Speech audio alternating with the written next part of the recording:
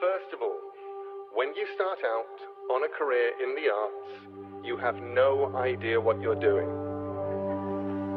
This is great. People who know what they're doing know the rules, and they know what is possible and what is impossible. You do not, and you should not.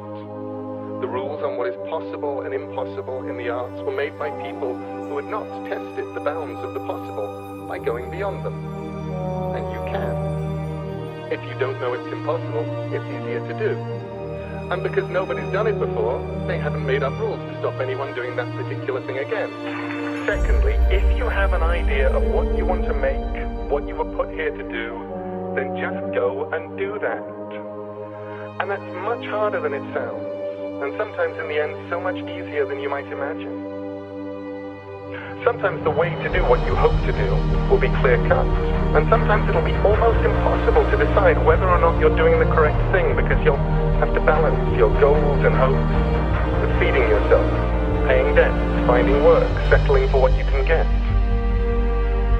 Something that worked for me was imagining that where I wanted to be.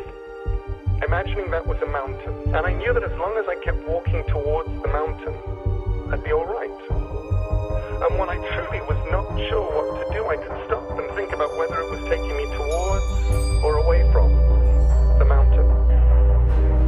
Remember, whatever discipline you're in, whether you're a musician or a photographer, a fine artist or a cartoonist, a writer, a dancer, a singer, a designer, whatever you do, you have one thing that's unique. You have the ability to make art. Now go and make interesting mistakes, break rules, leave the world more interesting for your being here.